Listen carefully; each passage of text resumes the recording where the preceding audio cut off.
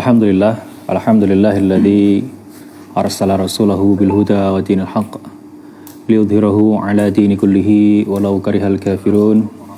Asyhadu an la ilaha illallah wa asyhadu anna Muhammadan abduhu wa rasuluh. Allahumma salli wa sallim wa barik ala sayyidina Muhammad wa ala alihi wa ashabihi ajma'in. قال الله تعالى في كتابه الكريم وهو أصدق القائلين أعوذ بالله من الشيطان الرجيم بسم الله الرحمن الرحيم يا أيها الذين آمنوا اتقوا الله حق تقاته ولا تموتن إلا وأنتم مسلمون صدق الله العظيم. Ma'asyiral muslimin wal muslimat rahimakumullah. Alhamdulillah, puji syukur kepada Allah Subhanahu wa taala. Malam hari ini kita masih bisa lanjutkan kajian kita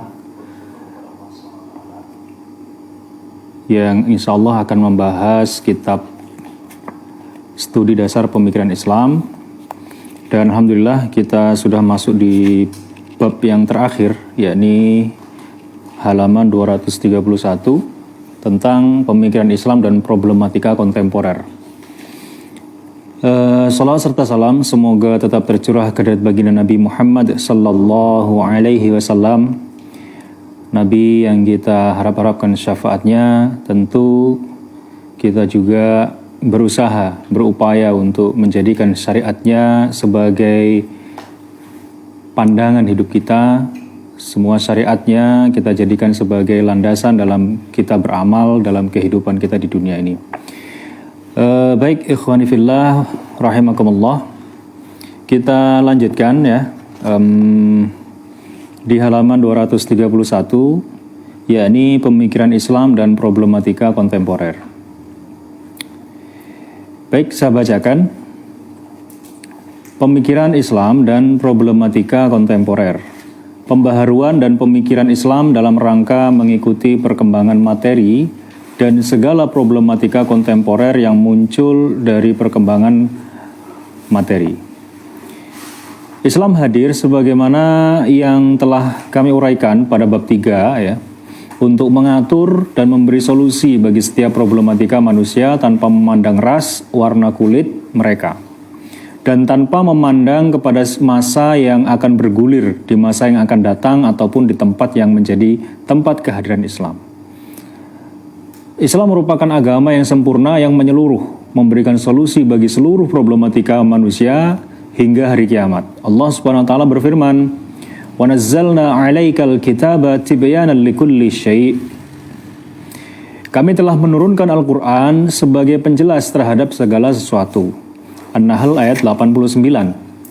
Begitu juga firman Allah, "Al-yauma akmaltu lakum dinakum wa atmamtu 'alaikum ni'mati wa raditu lakumul Islam madina." Pada hari ini telah aku sempurnakan bagimu agamamu dan telah aku cukupkan bagimu nikmatku dan telah aku ridhoi Islam menjadi agama bagimu. Al-Maidah ayat 3. Hal ini merupakan dalil yang tegas bahwa Islam hadir dengan kesempurnaannya. Kita tak boleh, bahkan haram hukumnya setelah kita memahami ayat ini mengatakan atau meyakini bahwa ada peristiwa atau kejadian ataupun benda-benda yang tidak ada hukumnya dalam Islam. Seandainya kita tidak menemukan hukumnya, maka sebenarnya kelemahan itu ada pada diri kita, bukan pada Islam. Waalaikumsalam. Baik, jadi pada dasarnya kesempurnaan Islam ini sudah kita bahas kemarin ya di dalam bab 3. Kemudian di sini dilanjutkan tentang dibuka ya sebagai sebuah pendahuluan bahwasanya Islam itu adalah agama yang sempurna sebagaimana ayat yang tadi ya. Dan di sini menjadikan dalil yang sangat tegas, dikatakan bahwa kita tidak boleh ya, bahkan haram setelah kita memahami ayat ini mengatakan atau meyakini bahwa ada peristiwa ya yang ataupun kejadian ataupun benda yang tidak ada hukumnya dalam Islam ya. Jadi kita mengatakan Islam itu kuno itu kurang nggak benar gitu ya, salah ya. Agamanya itu kuno ya, tidak up to date dan lain sebagainya. Nah, nanti akan kita bahas ya, bagaimana Islam memandang permasalahan-permasalahan kontemporer. Nah, oleh karena itu kita wajib mengerahkan segenap daya dan upaya untuk menggali hukum syara terhadap setiap permasalahan baru. Nah, ini wajibnya ini kepada para mujtahid, ya, para ulama mujtahid. Nah, hal ini dilakukan dengan cara menyempurnakan syarat-syarat ijtihad, yakni satu, penguasaan terhadap berbagai pengetahuan yang berkenaan dengan syariat, ya. Waalaikumsalam. Kemudian juga pemahaman tentang bahasa Arab. Yang ketiga, pemahaman terhadap persoalan atau waqi' atau fakta yang hendak diberikan status hukumnya. Nah, disinilah maka menjadi sebuah kewajiban, ya, bagi kita sebenarnya, ya, dan kemudian menjadi fardu kifayah, ya, harus ada mujtahid yang kemudian memecahkan problematika baru yang ada di tengah-tengah masyarakat. Ya. Nah, sehingga apa? Ketika Islam itu ibarat, ya, Quran Sunnah itu ibarat seperti sumber gitu ya, atau ibaratnya itu dia nanti akan diekstrak gitu ya. Ya.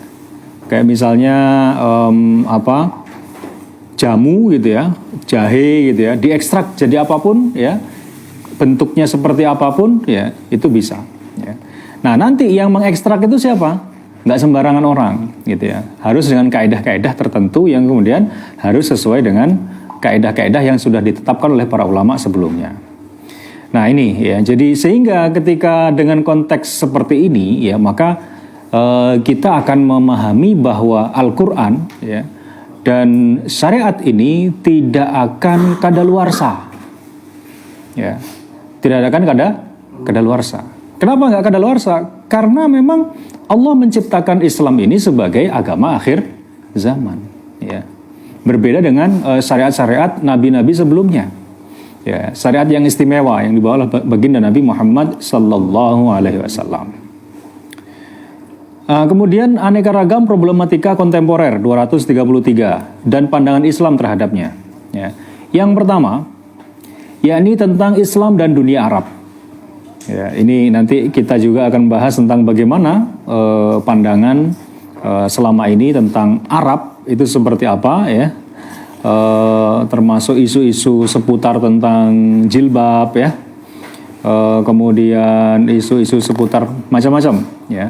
Di sini nanti akan kita bahas tentang wanita, ya, isu-isu tentang kesetaraan gender seperti apa, ya, dan seterusnya. Termasuk nanti ada perbankan, ya.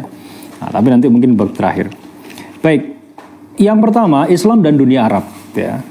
Allah telah mengutus Nabi Muhammad sallallahu alaihi wasallam, ya, kepada seluruh umat manusia, sebagaimana firman Allah, "Qul ya ayyuhan nas inni rasulullahi ilaikum jami'a." Katakanlah, hai manusia, sungguhnya aku adalah utusan Allah kepada semua manusia, ya. Surat Al-A'raf ayat 158. Allah juga telah memilih beliau dari kalangan bangsa Arab. Beliau juga memulai dakwahnya di negeri Arab. Allah berfirman, "Huwallazi ba'atsa fil ummiyina rasula minhum yatlu 'alaihim ayatihi wa yuzakkihim wa yu'allimuhumul kitaba wal hikmata wa in kanu min qabli lafi dhalalin mubin." Dialah yang mengutus kepada kaum yang buta huruf seorang rasul di antara mereka, yang membacakan ayat-ayatnya kepada mereka, mensucikan mereka dan mengajarkan kepada mereka kitab dan hikmah. Sungguhnya mereka sebelumnya benar-benar dalam kesesatan yang nyata. Dan Allah menurunkan Al-Quran kepada beliau dengan bahasa Arab. Ini firman Allah dalam surah Az-Zuhruf ayat 3. Allah berfirman, "Inna ja'alnahu Qur'anan Arabiyyan la'allakum ta'qilun." Ya. Sungguhnya kami menjadikan Al-Quran ini dalam bahasa Arab supaya kamu memahami. Ya, ini juga terdapat dalam pembukaan, ya, surat Yusuf. Ya, hampir sama. Ya, Qur'anan Arabiyyan la'allakum ta'qilun. Ya, mirip.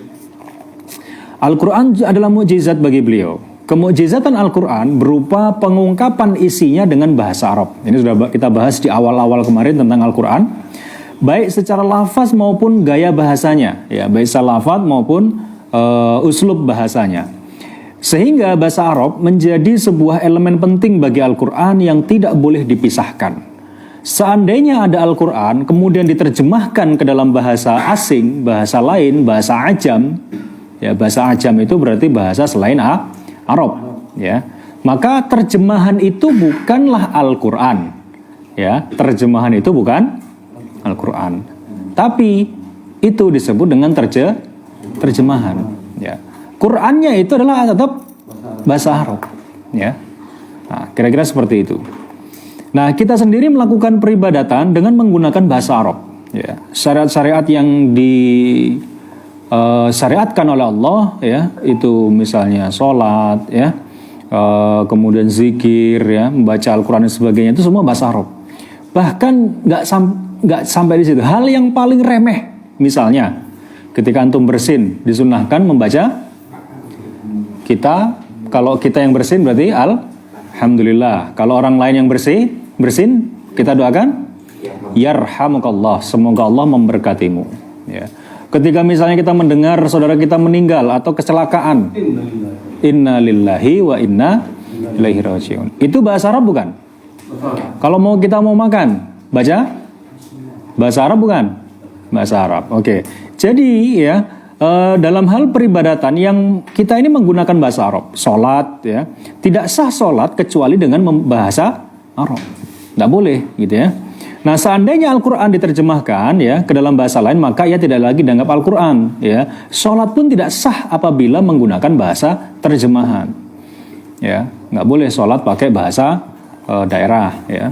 Di samping itu, bahasa Arab merupakan bahasa resmi negara Islam. Imam Syafi'i pernah mengatakan, Innallaha farada ala jami'il umami ta'allamal lisanil arabi bittabi' limukhatabatahum bil Qur'an wa taqayyudu bihi. Sungguhnya Allah mewajibkan kepada seluruh umat manusia untuk mempelajari bahasa Arab, ya, agar mereka bisa memahami Al-Quran dan beramal sesuai dengan Al-Quran, ya.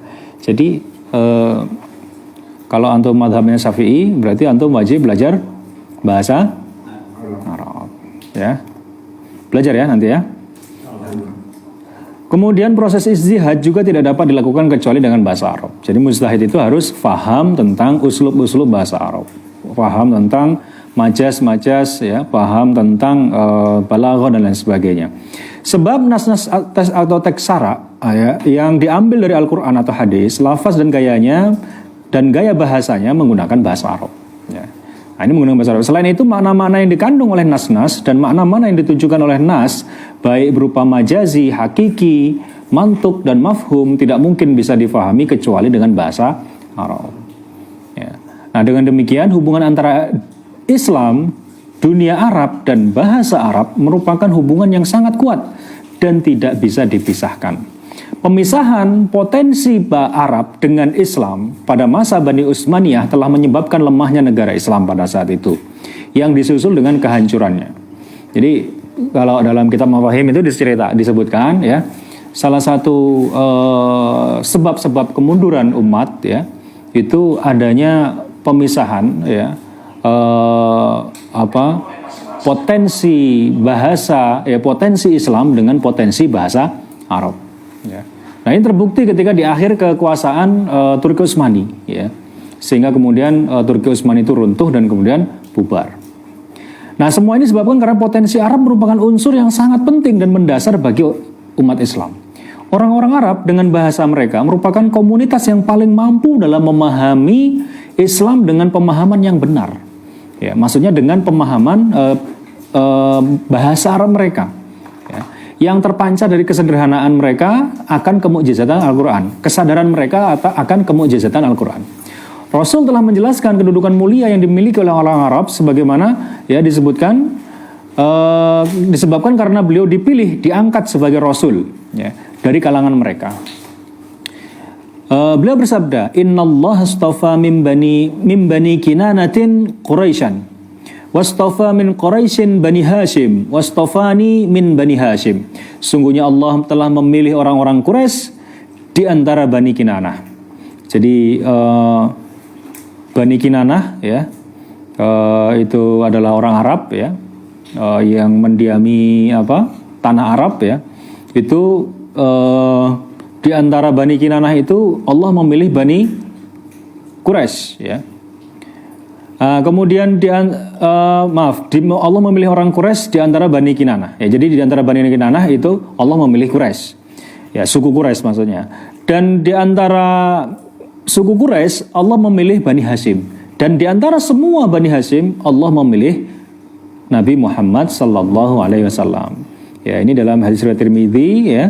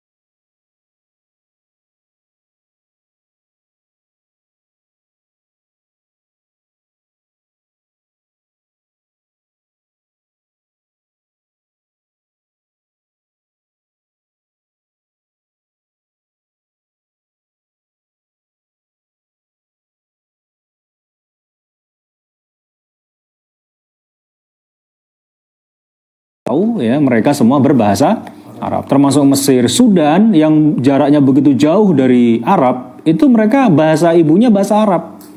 Karena apa? Islam telah masuk ke sana. Ya, termasuk Yaman, ya. Nah, ini ya di sini maksudnya mereka mengerahkan segenap tenaga untuk berjuang jalan Allah, mengorbankan nyawa mereka ya untuk menyebarkan Islam ke wilayah-wilayah yang lain. Nah, mereka tergambarkan dalam Al-Qur'an. Allah berfirman surat Al-Ahzab ayat 23.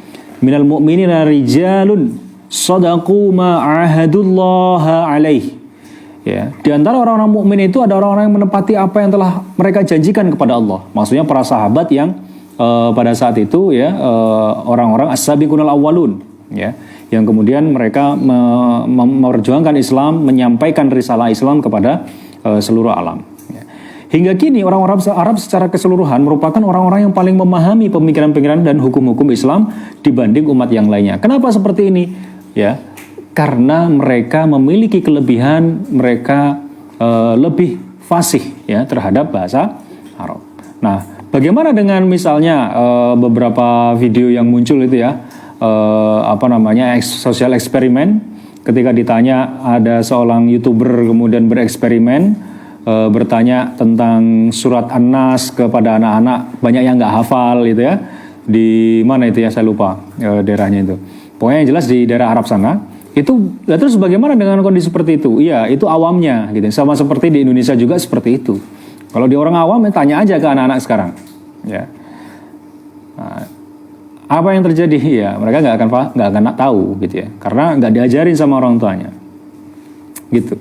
Tapi kita nggak bisa menolak bahwa para ulama yang berasal dari Mesir ya, dari Suriah yang beberapa waktu lalu wafat ya, Syekh Ali As-Sobuni misalnya, ya, siapa yang meragukan keulamaan beliau ya, yang beliau wafat di Turki ya.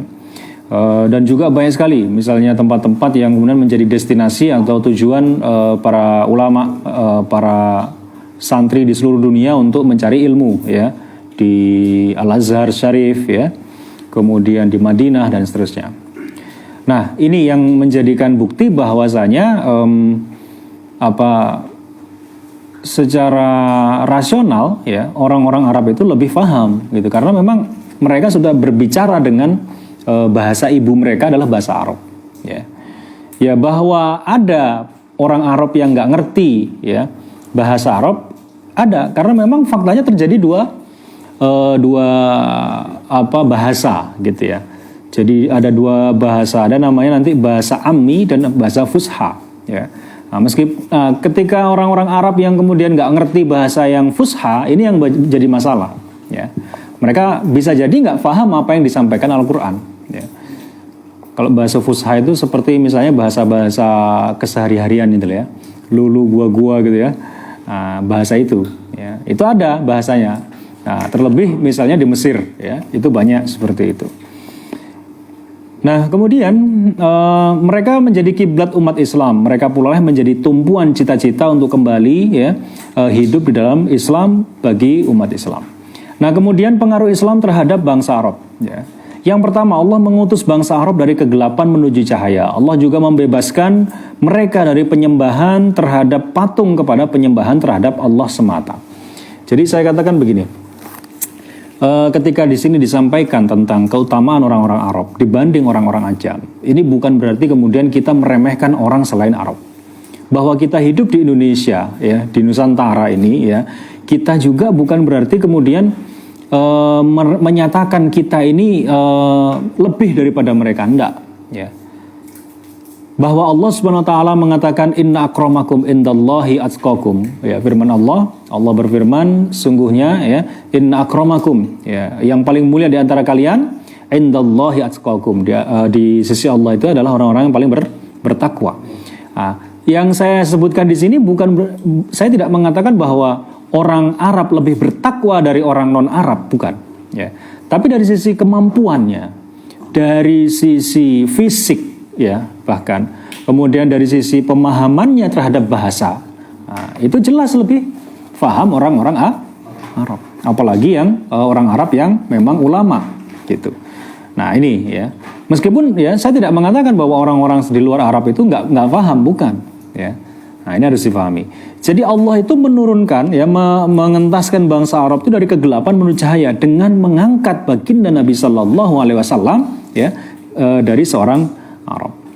Kemudian yang kedua, Allah telah mengangkat taraf berpikir bangsa Arab. Ya, Allah mengangkat taraf berpikir mereka dari menyembah kepada berhala, menyembah kepada patung, dinamisme, animisme dan lain sebagainya, perpecahan di antara mereka ya menjadi kesatuan. Ya.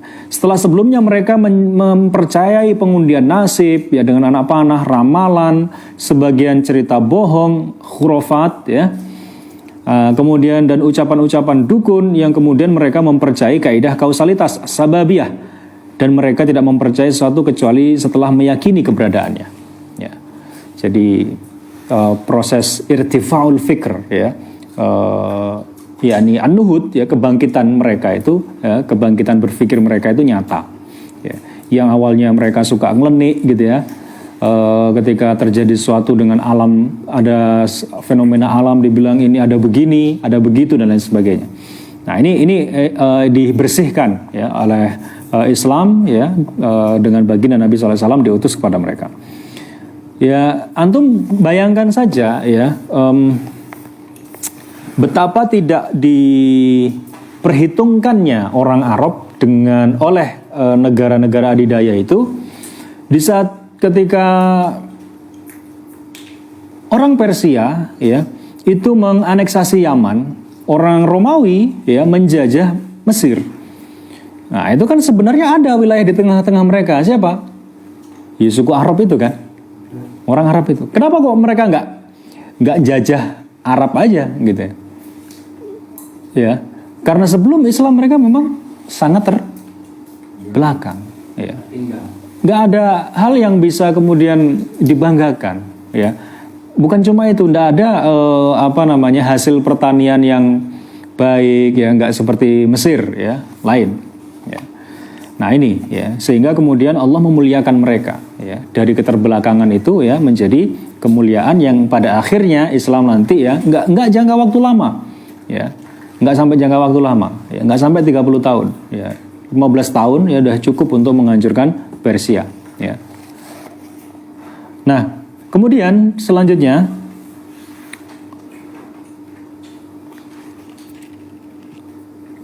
Islam telah membentuk ikatan ideologis pada diri mereka, yakni ikatan ukhuwah Islamiyah. Allah berfirman, innamal mu'minuna ikhwah. Sungguhnya orang-orang mukmin itu bersaudara. Ya, setelah sebelumnya mereka diliputi oleh fanatisme dan kesukuan ya antar golongan.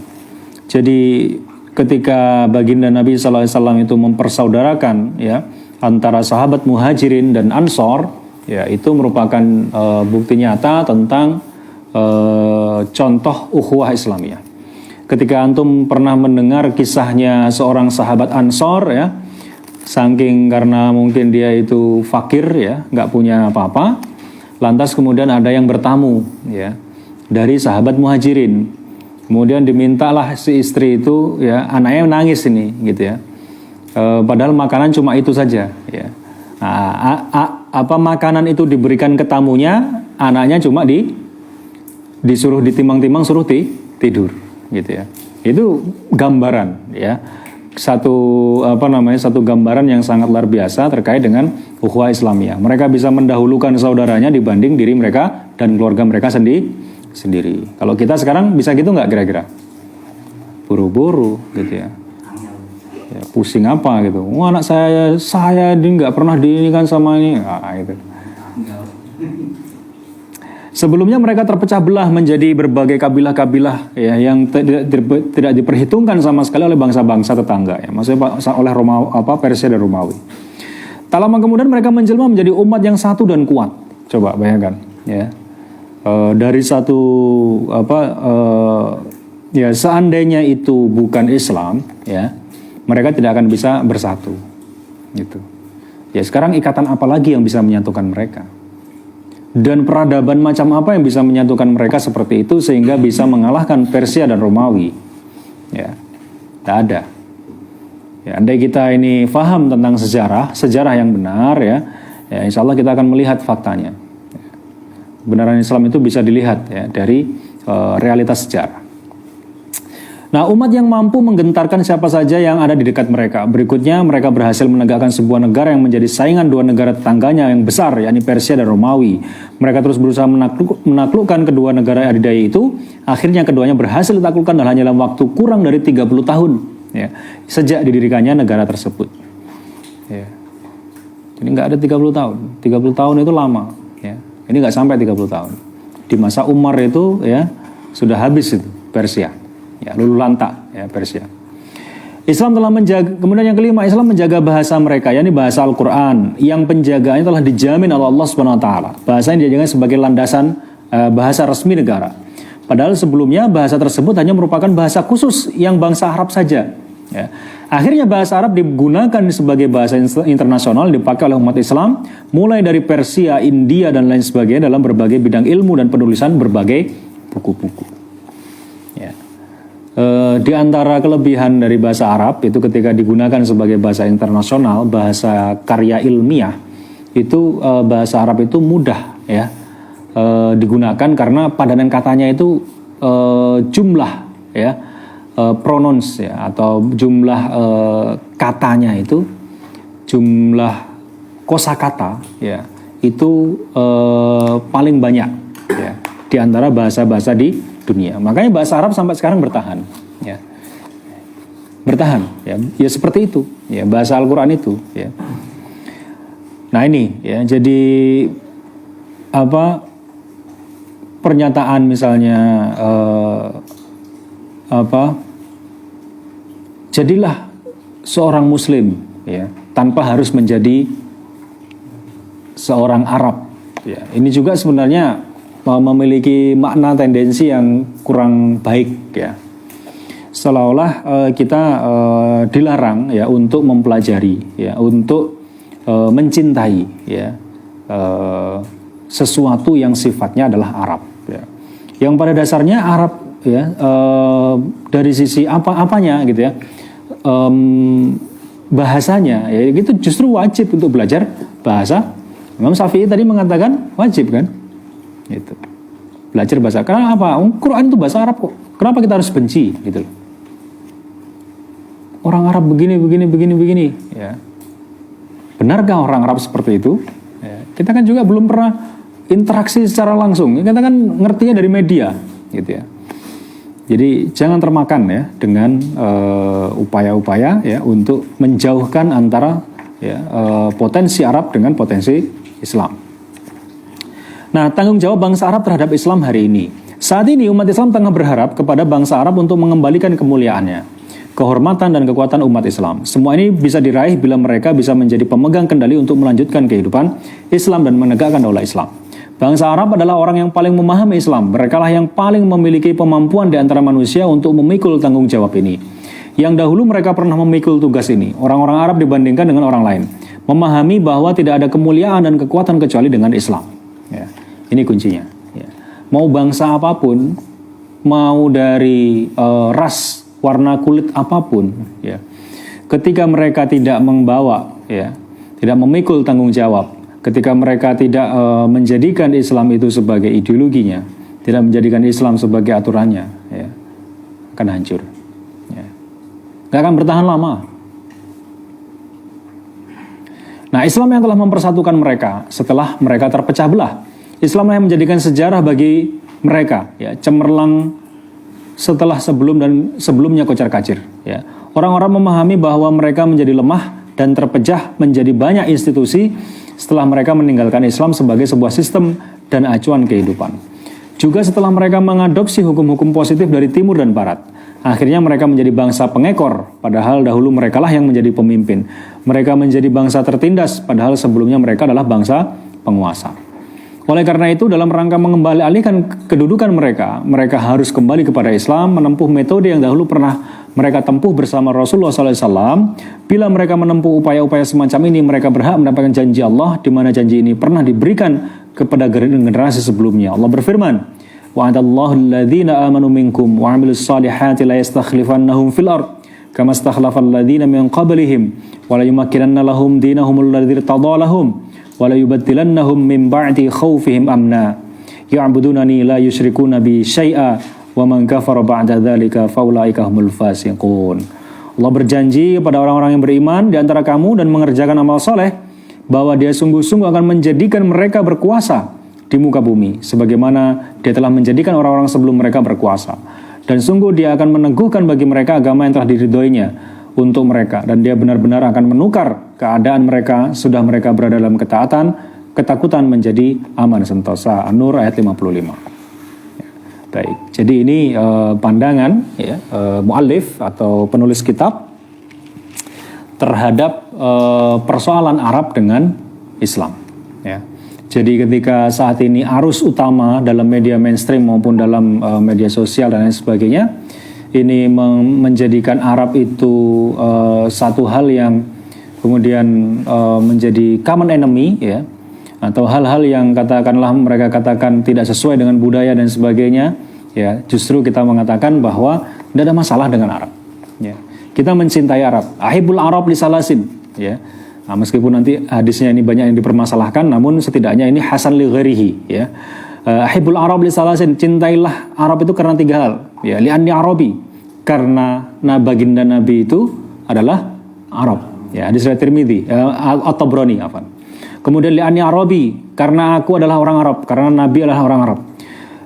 Wa li'anna lughatal Qur'an Arabi, dan karena bahasa Al-Qur'an itu adalah bahasa Arab. Dan yang ketiga, karena lughat ahlul jannati, ya, Arabi. Bahasa ahli surga itu adalah bahasa Arab. Ya. Nah, jadi yang ingin disampaikan oleh baginda Nabi itulah kita mencintai Arab, gitu. Mencintai mereka. Karena mau bagaimanapun mereka, bahasa mereka kita pakai dalam kehidupan sehari-hari kita. Ya. Alhamdulillah, kalau ada dapat transferan gitu, alhamdulillah, gitu kan. Nah, terus kalau misalnya ada apa lagi, ya, kita melihat sesuatu yang menakjubkan, subhanallah, bahasa apa? Bahkan, ya, dikatakan 60% bahasa kita, bahasa Indonesia itu adalah bahasa Arab. Buktinya apa? Coba, ada tiga kata, ya, menjadi lembaga tertinggi di negara ini. Majelis Permusyawaratan Rakyat. 3-tiganya itu bahasa Arab. Seandainya kita ini membenci bahasa Arab, buang aja kata itu. Ya, majelis itu apa? Ya, asal katanya jalasa, duduk, ya. Kalau majelis tempat duduk, ya, kan gitu. Permusyawaratan, musyawarah itu bahasa Arab, bukan bahasa Madura, ya, bahasa Arab itu. Ya. Rakyat itu rakyat. Ya, seandainya kita betul-betul benci bahasa Arab, udah cari kata-kata lain pengganti daripada kata-kata majelis permusyawaratan rakyat, atau bahkan dewan perwakilan rakyat. Itu 3-tiganya juga kata bahasa Arab. Dewan, diwan, ya, diwan itu bahasa Arab, ya. Perwakilan, wakil itu bahasa Arab. Rakyat, ya, rakyat bahasa Arab. Gitu. Ya, kalau mau sekarang begini, cari dari bahasa Sanskerta, ya, dewan apa? Atau di bahasa Melayu cari, nggak ada, ya, yang bisa menggantikan kata tadi, gitu loh. Sulit mau cari, gitu. Ya, ini, ya, jadi mau nggak mau memang bahasa Arab kita harus cintai, bahkan kita harus kuasai, gitu ya. Sebelum bahasa-bahasa yang lain. Ya, ini bukti kecintaan kita kepada Allah dan Rasulnya, bukti kecintaan kita kepada Al-Quran dan Sunnah baginda Nabi Sallallahu Alaihi Wasallam. Baik. Kemudian problematika yang kedua, yakni Islam dan wanita. Ya, ini problematika kedua. Ini kaitannya nanti dengan feminisme, ya. Ya, beberapa waktu lalu tokoh feminisme, ya, mati, ya. Kita bersyukur, ya, karena memang ya, apa yang dia ajarkan itu memang merusak, gitu ya. Silakan cari aja namanya, saya nggak mau sebutin. Allah Subhanahu wa taala telah menyeru hambanya baik laki-laki maupun wanita dalam kapasitas mereka sebagai manusia. Allah berfirman, "Qul ya ayyuhan nas inni rasulullahi ilaikum jami'a." Katakanlah, ya, wahai manusia, sungguhnya aku benar-benar utusan Allah untuk kamu semua. Begitu juga Allah berfirman, "Wa aqimus salata wa atuz zakah." Ya, semua surah ini bersifat umum. Ini menunjukkan bahwa syariat Islam diperuntukkan bagi seluruh manusia, baik itu laki-laki maupun perempuan, ya. Bahwa syariat Islam diperuntukkan bagi seluruh manusia, ya. Keumuman ini tetap pada keumumannya selama tidak ada dalil yang tertentu yang mengkhususkannya, ya. Al-am yabqa fi umumihi, ya, malam jadi dalil takhsis. Meskipun demikian, ada beberapa hukum yang dikhususkan untuk wanita dan tidak untuk laki-laki. Misal, wanita tidak boleh mengerjakan sholat pada saat datangnya haid dan nifas, ya. Ini larangan, ya. Wanita ketika datang haid dan nifas itu tidak boleh apa? Sholat, ya. Begitu juga puasa. Nanti puasanya diqadha kalau sholatnya nggak diqadha, ya. Nah, kemudian Islam telah menetapkan bahwa kemaksiatan seorang wanita saja sudah cukup ya di dalam perkara-perkara yang urusannya tidak disaksikan. Ya. Jadi kesaksian wanita ya itu tidak cukup ya kecuali oleh wanita ya, seperti masalah keperawanan dan penyusuan ya. Selain itu terdapat juga beberapa hukum yang khusus untuk laki-laki seperti kewajiban sholat Jumat. Nah, seperti firman Allah, "Wa min kulli syai'in khalaqna zawjaini la'allakum tadhakkarun." Segala sesuatu kami ciptakan berpasang-pasang supaya kamu mengingat akan kebesaran Allah. Berpasang-pasang dalam konteks ini adalah laki-laki dan wanita di sini ya, bukan berarti satu pihak lebih diutamakan sedangkan yang lain tidak. Akan tetapi keduanya merupakan dua sisi yang saling melengkapi. Ya, ingat bahwa pandangan kita terhadap relasi atau terhadap pria dan wanita ya, itu bukan antara pandangan terhadap superior dan inferior, bukan ya. Akan tapi pandangan ya di sini dikatakan merupakan dua sisi yang saling melengkapi ya. Keduanya diberi akal, naluri-naluri dan kebutuhan jasmani. Masing-masing memiliki kemampuan untuk mempengaruhi, saling belajar, mengajar dan saling mendidik. Allah berfirman, "Khalaqal insana 'allamahul bayan." Allah menciptakan manusia, mengajarkannya pandai untuk berbicara. Kemudian Allah telah menciptakan bentuk dan bentuk tubuh tertentu pada laki-laki dan wanita. Ya, sehingga laki-laki berbeda dari wanita dalam hal bentuk wajah, ya, tubuh dan beberapa anggota tubuh yang lain. Perbedaan-perbedaan semacam ini menuntut keduanya mendapatkan tugas-tugas tertentu dalam kehidupan yang berbeda satu dengan yang lainnya. Ya. Jadi sekarang begini, teman-teman sekalian, Bapak Ibu sekalian rahmati Allah Subhanahu wa taala. Jadi ketika Allah Subhanahu wa taala itu memberikan kodrat ya, memberikan kodrat kepada manusia yang berbeda-beda ya. Artinya bentuk tubuh yang berbeda ya. Ini dalam faham feminisme ini seolah-olah mau disamakan, itu loh. Mau disamakan. Hal-hal yang di dalam Islam itu dibedakan ya, karena memang fungsi dan tujuannya itu berbeda, ini ingin disamakan. Tapi lucunya, toilet laki-laki dan perempuan itu ya kalau memang mau bener-bener feminis ya sekalian gak usah dipisah di toiletnya laki-laki tetap untuk, kan begitu, iya tuh. Tapi coba lihat toilet-toilet di bandara, di tempat-tempat seperti itu, dipisah nggak? Dipisah. Nah ini bukti apa? Memang secara kodrat mereka berbeda, ya, berbeda, ya. Berbeda karena bentuk tubuhnya berbeda, maka fungsinya pun berbeda-beda, ya. Maka kembali kepada firman Allah, ya, siapa yang lebih mulia? Bukan berarti laki-laki lebih mulia dari wanita, tidak ada seperti itu. Tapi Allah menyatakan inna akramakum indallahi atqakum. Nah ketakwaan mereka lah yang kemudian menjadi pembeda. Gak ada ceritanya laki-laki ini lebih lebih mulia dari wanita, ya. Gak ada nas yang mengatakan seperti itu, ya. Ya, tergantung seberapa tinggi ketakwaan masing-masing tadi. Nah, terlebih lagi hal-hal yang di dalamnya terdapat perbedaan dalam hal pembentukan moral, ya. Oleh karena itu menuntut kesetaraan pada keduanya, laki-laki dan perempuan, dalam segala hal merupakan tindakan kezaliman terhadap salah satu dari kedua belah pihak tersebut. Jadi kalau kemudian dalam hal olahraga, nah, juga kan dipisahkan. Kenapa itu yang olahraga? Kalau memang kita mau secara kafah ya mengikutin feminisme, kenapa Real Madrid itu cuma ada laki-laki? Kenapa nggak dicampur perempuan aja sekalian? Ya toh? Mereka kan bikin cabang olahraga perempuan, ya, football, bola kaki laki-laki, perempuan juga ada kan? Kenapa dipisah? Gitu loh. Ya harusnya dijadiin satu kan?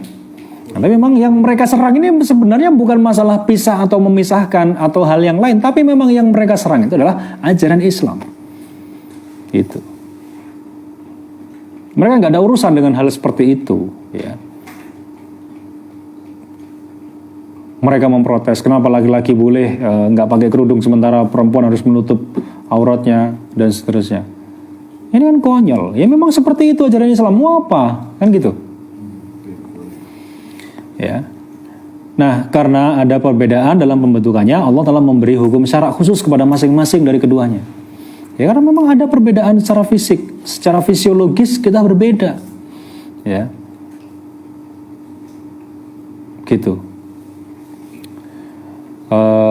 Di beberapa kampus-kampus ternama ya, negeri ya, di negeri ini ya, itu sudah mulai muncul ya tafsir-tafsir feminisme. Itu sampai berani menuduh tafsir Ibnu Katsir ya, karya ulama besar ya, Imam Ibnu Katsir ya, Ad-Dimashqi ya, itu menyatakan bahwa tafsirnya beliau itu bias gender katanya. Karena ketika menafsirkan ar-rijalu qawwamuna 'alan nisa, itu betul-betul kata mereka ini wah, pokoknya dihujat habis-habisan ya. Itu di Universitas Islam Negeri ya, di Indonesia. Nah, ini yang terjadi ya, karena memang ada perbedaan ya secara fisik, maka dalam hal ini Allah telah memposisikan wanita pada posisi yang sesuai dengan dirinya. Maka ketika dikatakan dalam hadis wanita itu adalah ummun warabbatul bait ya, sebagai seorang ibu dan pengatur ya, manajer pengatur dalam rumah tangga ya, maka ini dikatakan ada bias gender katanya.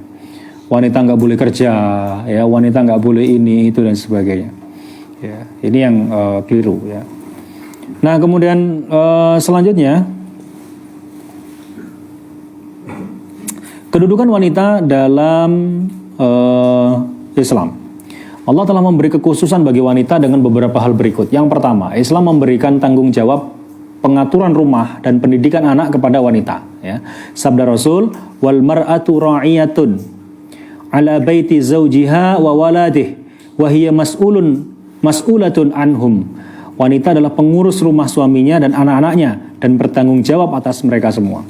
Jadi pertanggungjawabannya seperti itu. Bukan berarti kemudian laki-laki atau suami juga tidak memiliki tanggung jawab atas pendidikan anaknya, tidak. Tapi mereka bekerja sama dalam hal ini. Nah, yang kedua, Islam memberikan hak hadonah, pengasuhan terhadap anak-anak yang masih kecil kepada wanita. Ya, ketika anak yang masih belum balik, ya masih kecil, ketika misalnya orang tuanya bercerai misalnya ya, ketika dia masih belum balik ya, dia belum bisa menentukan pilihan, maka hak hadonah ya, hak asuh itu kepada wanita. Ketika ia berpisah dengan suaminya karena cerai atau meninggal, dalam keadaan seperti ini sang suami ataupun keluarga suami wajib memberikan nafkah kepadanya. Firman Allah, wa 'alal mauludi lahu rizquhunna wa kiswatuhunna bil ma'ruf ya.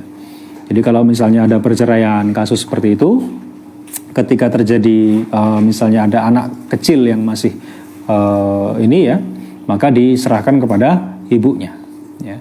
Dan si suami wajib memberikan nafkah kepada anak-anaknya meskipun sudah pisah ya. Ini sudah cerai itu bukan berarti kemudian antum nggak punya kewajiban kepada anak loh, enak sekali, kasihan ya.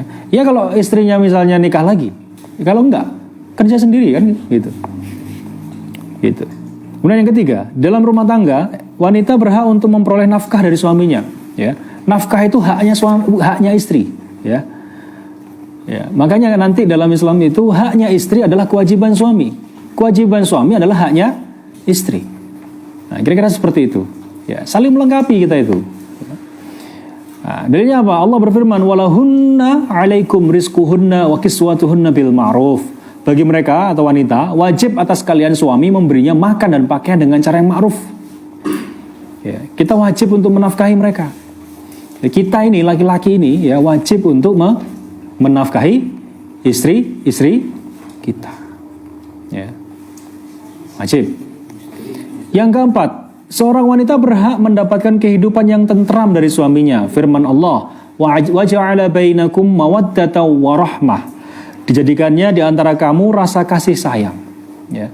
Nah, wanita itu berhak ya, seorang istri itu berhak untuk mendapatkan kasih sayang ya dari suaminya. Ya. Nggak hanya kemudian istri itu dijadikan tumpuan, ya, jadikan lampiasan saja, enggak, ya. Tapi mereka juga perlu ya mendapatkan kasih sayang.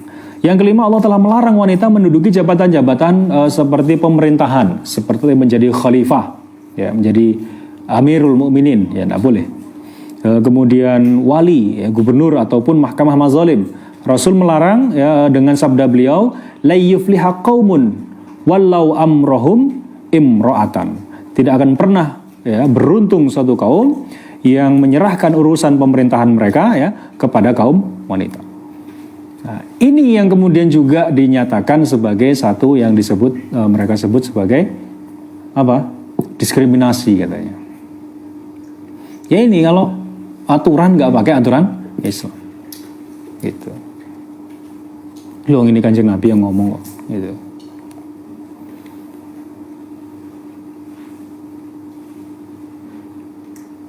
Gitu ya.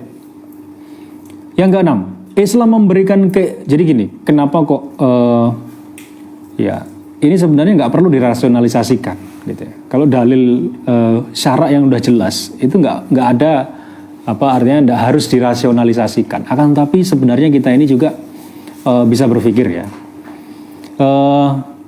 apa saat ini ya negara yang paling menggaungkan isu-isu demokrasi, HAM dan lain sebagainya itu negara mana? Ya, negara mana? Oke, Paman Sam, Amerika. Saya mau tanya, hingga saat ini, detik ini, presiden keberapa yang di Amerika itu dia adalah perempuan? Saya mau tanya. Tidak. Hah? Hah? Hampir. Calon. Ada nggak? Sebutin namanya. Nggak ada. Ya itu standar ganda sebenarnya. Karena juga mereka sebenarnya tahu, rakyatnya mereka tahu, gitu. Bahwa tidak akan la yuflih, ya, nggak akan beruntung. Artinya apa? Ya seperti kita ini, bahwa kita pernah mengangkat presiden seorang wanita. Ya, dah, nggak usah dikomentari, ya nanti panjang buntutnya. Nah. Jadi seperti itu, ya. Kalau kita mengatakan mereka betul-betul kesetaraan gender, ya harusnya mereka contohin dong, kan gitu. Nggak pernah dicontohin kok, iya kan? Coba suruh mereka, ya, perempuan untuk jadi presiden. Yang sekarang kan wakilnya saja kan yang perempuan, ya. Joe Biden sama siapa?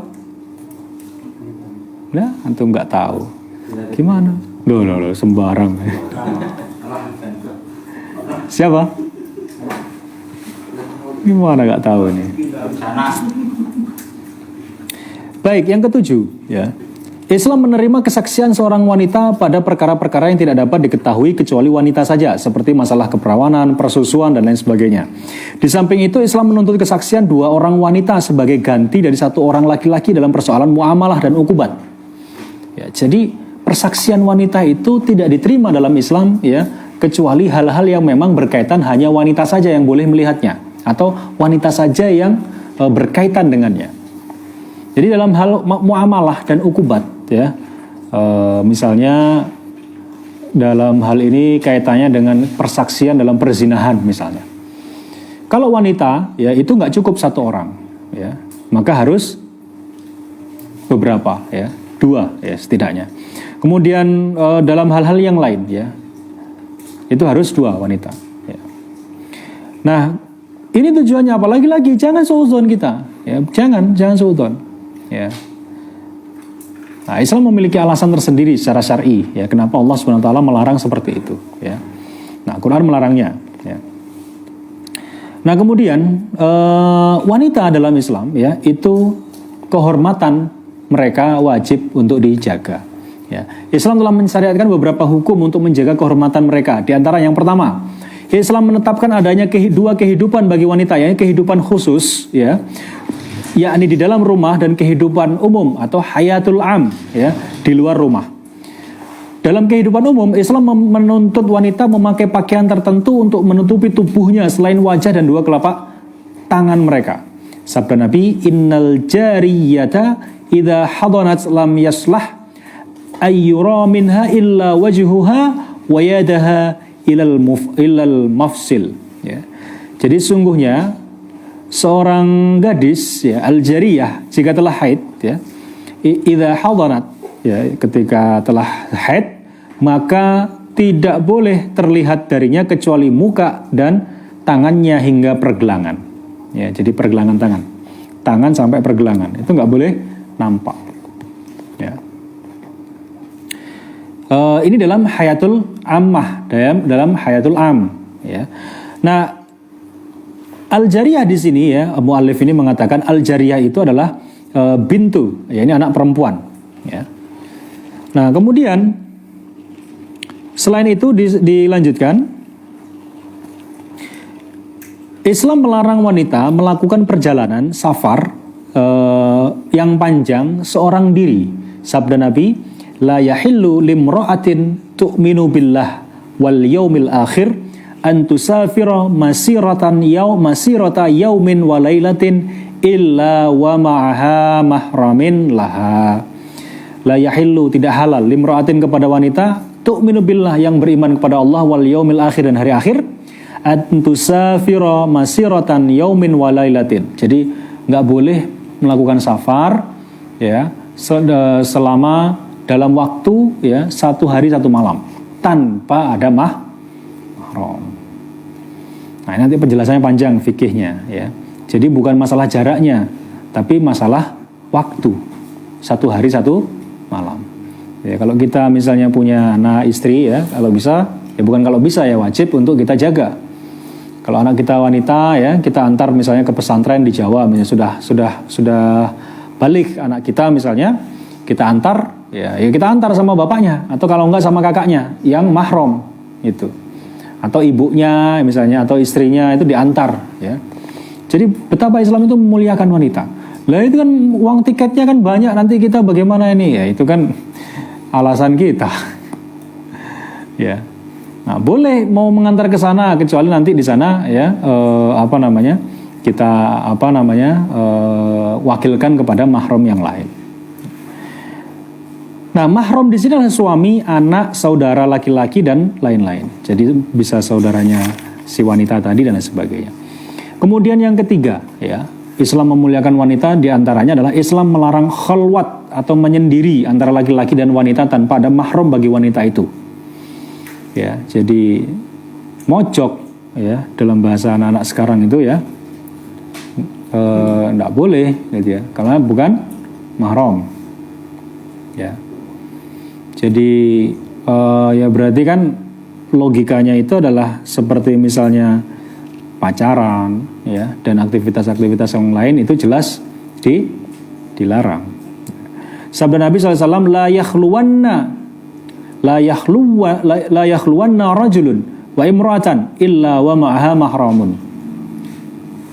Janganlah seorang laki-laki berkholwat dengan seorang wanita kecuali disertai mahram. Ya. Ini yang akan terjadi kalau laki-laki dan perempuan gak ada hajat, gak ada kebutuhan, itu kemudian berkholwat, ya, berdua-duaan. Yang terjadi adalah yang ketiganya adalah setan. Ya, ini biasanya sering dijadikan guyonan, gitu ya. Guyonan para pelawak-pelawak yang di TV itu, ya, yang sekarang udah jadi youtuber itu kan, mereka jadikan lawakan, gitu ya. Padahal apa yang mereka lakukan itu sebenarnya sama sekali nggak mencerminkan tentang Islam. Ya. Yang keempat, ya, di antara bentuk memuliakan wanita, ya, Islam memuliakan wanita, Islam melarang wanita untuk melakukan tabarruj, ya, bersolek. Dalam arti begini. Sabda Nabi, ayyuma imra'atin ista'tirat famarrata ala qaumin la yajidu min rihiha fahiya zaniyatun. Siapa saja wanita yang memakai wewangi-wangian, nah ini ingat ini, ya, kemudian melintas di antara suatu kaum atau laki-laki agar mereka menghirup wangi wanita itu, maka dia adalah pezina. Coba. Oh, ini bahaya. Ya, kena aromanya. Sekarang kita naik motor, dia naik mobil aja, aromanya masih lengket sampai rumah, gitu ya. Ya, hati-hati. Ya, istri-istri kita itu dijaga. Jangan kemudian terus kalau begitu apakah nggak boleh kita ke salon? Ya boleh, nanti kalau mau ketemu dengan suami. Sekarang kan terbalik. Kalau mau berangkat untuk acara arisan, woi, ya, nyalonya sampai berjam-jam gitu kan, supaya kelihatan glowing. Gitu. Tapi kalau kemudian nanti sudah malam ketemu dengan suaminya, muka kusut, capek, lusuh, ya, bukan glowing tapi blackening gitu ya. Ya bahaya. Nah sekarang terbalik sekarang, ya. Mereka bersolek, mereka berdandan, ya, menggunakan parfum itu ketika keluar rumah. Padahal di sini jelas baginda Nabi SAW ya melarang, ya. Ayyuma imra'atin ista'tirat, ya, famarad ala qaumin liyajidu min riha fahiya zaniyah, ya. Mereka itu pelacur kata Nabi. Ya, Nabi yang ngomong ini. Ya, hati-hati. Nah, kemudian yang kelima, Islam mengharamkan wanita melakukan ikhtilat, bercampur baur dengan laki-laki asing. Tadi berkholwat, sekarang ikhtilat. Ya, ikhtilat itu apa? Bercampur baur antara laki-laki dan perempuan, ya.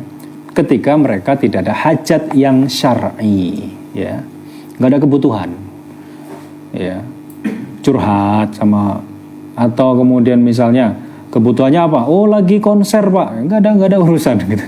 Konser itu apa? Gitu. Atau lagi apa misalnya? Ya, kondangan misalnya, kondangan harusnya dipisah gitu loh, ya. Sebagaimana juga nuntut ilmu juga. Meskipun secara syar'i diperbolehkan, tapi lebih baik dipisah gitu.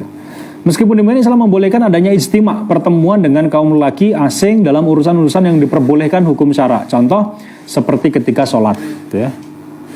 Itu kan apa namanya? Meskipun nanti dipisah gitu ya, nggak boleh selang-seling, nggak boleh. Ya. Kemudian ada ketika di musim haji, ya, ketika haji atau umroh dan sebagainya. Ketika misalnya di pasar, ketika mereka jual beli, ataupun ketika mereka melakukan pendidikan, ya.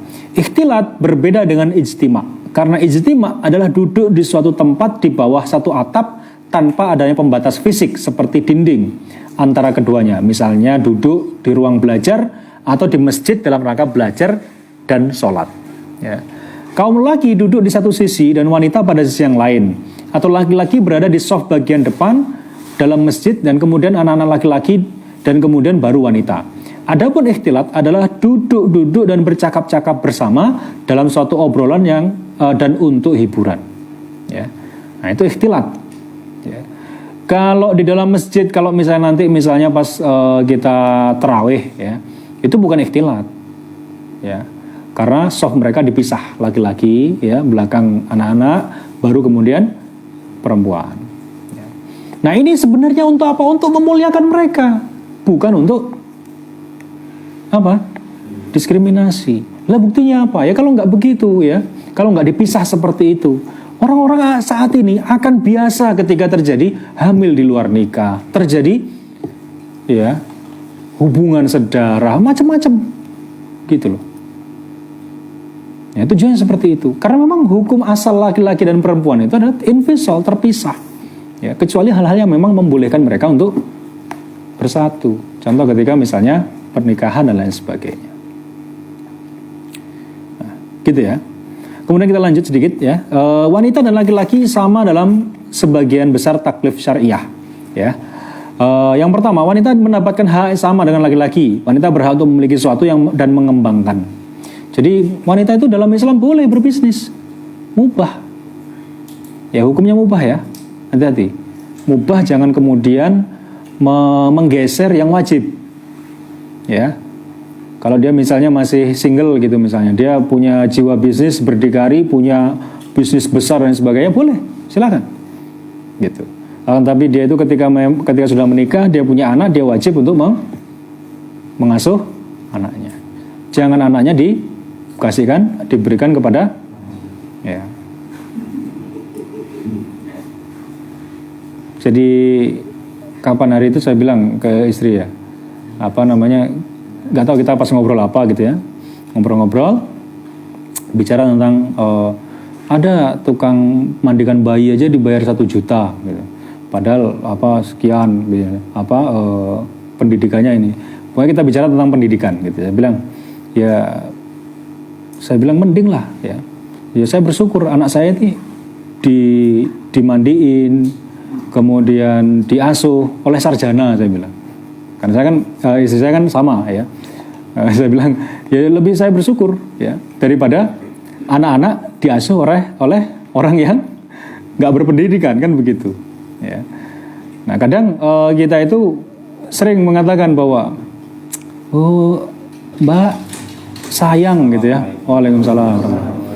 Sayang anaknya sampean lo punya titel sarjana ekonomi, sarjana hukum, kok nggak dipakai ininya, aku malah ngurus anak gitu ya. Ya kita balas begitu. Ya kita lebih bersyukur anak saya ini diasuh oleh sarjana ekonomi, sarjana hukum gitu ya, sarjana pendidikan, ya harusnya seperti itu. Ya. Nah ini ya jadi hak-hak yang sama. Ya. Wanita itu berhak untuk memiliki dan mengembangkan kepemilikan mereka, sebagaimana haknya laki-laki.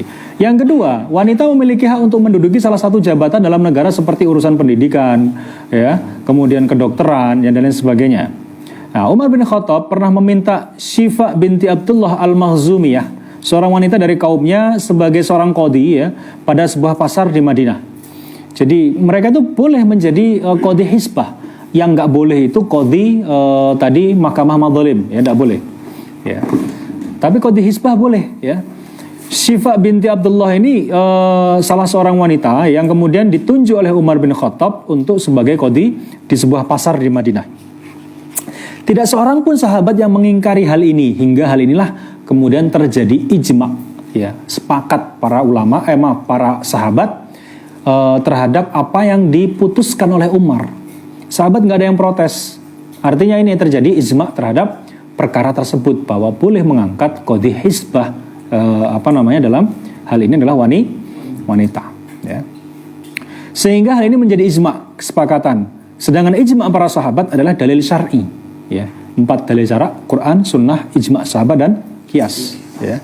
Itu. Para wanita di masa Rasul ikut berperan serta dalam banyak peperangan untuk melakukan pengobatan kepada orang-orang yang terluka, mengatur urusan-urusan mereka yang terluka, ya. Mereka jadi dokter boleh, ya. Justru ya sangat dibutuhkan gitu ya. Misalnya kalau ketika menangani persalinan, ya, bidan dan sebagainya, itu perlu wanita. Ya, kalau laki-laki misalnya antum ya janganlah jadi bidan ya. Maksudnya bukan berarti nggak boleh ketika antum jadi bidan spesialisasi seperti itu, ya lebih baik cari yang lain gitu. Karena kita berikan kepada wanita. Ya. Nah, yang ketiga, wanita memiliki hak untuk menjadi anggota majelis syuro. Ya, alasannya adalah Rasul dahulu jika menghadapi suatu musibah, maka beliau memanggil umat Islam ke masjid, baik laki-laki maupun wanita. Beliau mendengarkan pendapat mereka semuanya. Selain itu Rasul juga bermusyawarah dengan istrinya, Ummu Salamah, dalam perjanjian Hudaybiyah. Jadi perjanjian yang sangat penting, yang menjadi tonggak bagi kemenangan umat Islam, yakni Fathul Mekkah. Ya. Jadi Fathul Mekkah itu diawali oleh perjanjian Hudaybiyah. Ya. Jadi kemenangan Fathul Mekkah itu diawali oleh perjanjian Hudaybiyah. Setelah muslimin mengikat perjanjian dengan orang Quraisy, ya, tidak ada lagi musuh yang perlu ditakutkan, sehingga muslimin ya berleluasa untuk berkonsentrasi untuk menghadapi makar-makar orang Yahudi yang berada di sekitar Madinah. Nah, dari situlah maka kemudian muslimin melakukan menginikan kekuatan dan akhirnya kemudian melakukan Fathul Mekkah. Makanya perjanjian Hudaybiyah itu di satu sisi seolah-olah itu merugikan umat Islam, sampai Umar tuh marah kan, ya, sampai Umar itu seolah-olah kayak nggak terima gitu, ya, karena memang wataknya Umar seperti itu. Tapi padahal perjanjian Hudaybiyah itulah yang kemudian menjadikan pintu masuknya bagi kemenangan umat Islam. Nah, perjanjian Hudaybiyah itu Rasul bermusyawarah dengan istri beliau, Ummu Salamah. Siapa itu Ummu Salamah? Saya yakin 100% gak ada yang tahu di ruangan ini. Istri Rasul. Betul. Ya. Sekian, terima kasih. Saya tanya siapa? Iya, bener juga ya kata jawabannya, betul. Pertanyaan saya yang salah berarti. Anaknya siapa? Gitu. Ummu Salamah. Kalau Ummu Salamah itu berarti Anaknya dia itu namanya siapa?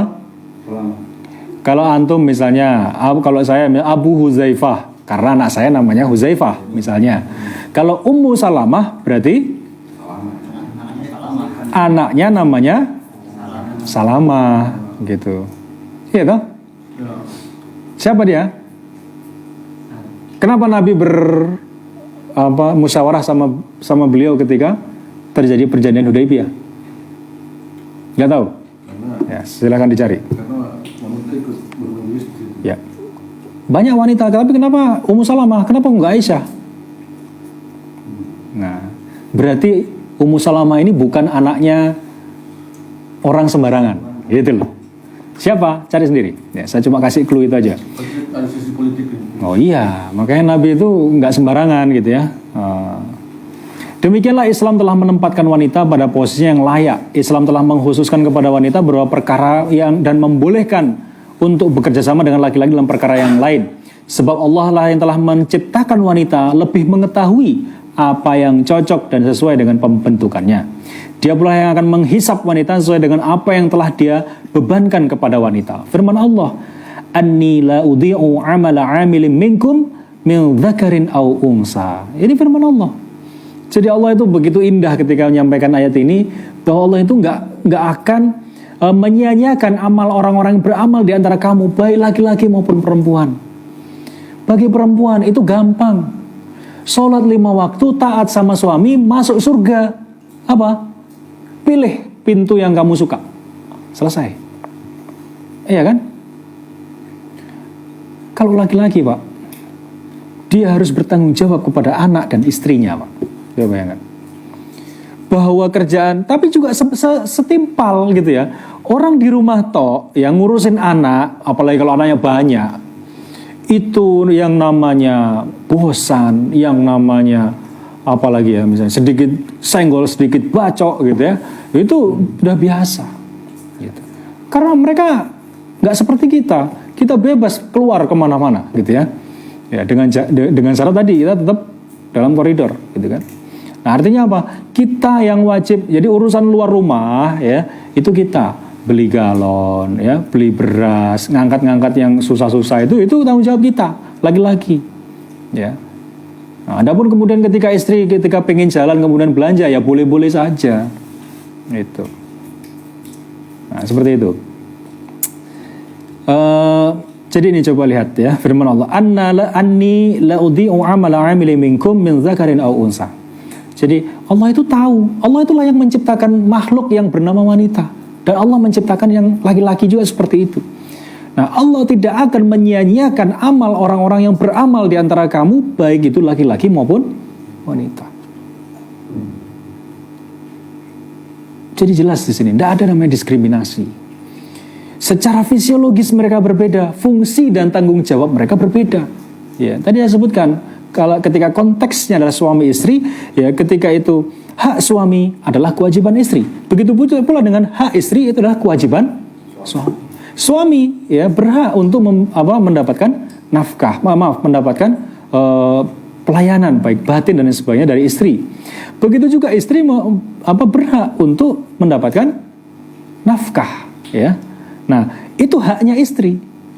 Tapi di saat yang sama itu kewajiban suami, gitu. Nah, bagaimana kalau misalnya istri nggak mau menuntut haknya? Ya boleh-boleh saja. Tapi bagaimana seorang suami yang baik wajib untuk menunaikan kewajibannya, gitu loh. Ya, saling melengkapi dalam Islam. Ini tidak ada namanya diskriminasi, itu tidak ada. Ya. Kemudian Allah juga berfirman dalam surat An-Nisa ayat 32, "Wala tatamannau ma faddalallahu bihi ba'dakum 'ala ba'din lirrijali nasibum mimma iktasabu walin-nisa'i nasibum mimma iktasabun." Janganlah kalian iri hati terhadap apa yang dikaruniakan Allah kepada sebagian kamu lebih banyak dari sebagian yang lain. Ini firman Allah jelas sekali ini. Jangan iri-irian, ya. Karena kamu itu seorang wanita, ya, kemudian enaknya jadi laki-laki bisa jalan-jalan kemana-mana, bisa begini-begini. Nggak boleh ini katanya Allah. Ya. Atau sebaliknya, enak kamu sebagai perempuan, ya, di rumah terus nggak ngapa-ngapain, gitu. Nggak boleh seperti itu. Ya. Wala tatamannau, ya, ma faddalallahu bihi ba'dakum 'ala ba'd. Lirrijali nasibu mimma iktasabu walin nisa'i nasibu mimma iktasabun. Jadi karena bagi laki-laki ada bagian dari apa yang mereka usahakan, dan bagi wanita pun ada bagian yang mereka usahakan. Jadi laki-laki dan perempuan itu punya hak dan kewajiban yang masing-masing. Gitu. Begitu juga firman sabda baginda Nabi sallallahu alaihi wasallam. La'ana Nabi sallallahu alaihi wasallam al-mutasyabbihina minar rijali bin nisa wal mutasyabbihati minan nisa'i birrijal. Nabi melaknat laki-laki yang menyerupai wanita dan wanita yang menyerupai laki-laki. Hati-hati, mendidik anak hati-hati ya. Jangan sampai kita biarkan anak kita itu yang laki-laki tapi menyerupai wanita. Karena itu dari didikan, teman-teman sekalian. Istilah kita itu sekarang apa? Kalau perempuan, kalau laki-laki itu apa? Tomboy. Itu hati-hati. Jangan sampai anaknya seperti itu. Ya. Kita didik mereka sesuai dengan jenis kelamin mereka. Ya. Kalau laki-laki kita didik dia ya untuk memiliki jiwa kepemimpinan. Ya. Jangan seperti kita mendidik anak perempuan. Begitu juga kalau punya anak perempuan, jangan dididik seolah-olah mereka itu berkuasa. Jangan. Bahaya nanti kalau dia sudah menikah. Gitu. Kasihan suaminya. Gitu. Ya. Nah, ya, harus sesuai dengan gender mereka. Mereka punya hak dan kewajiban masing-masing, gitu. Nah, ini ya, jadi Rasulullah melaknat, gitu ya, hati-hati.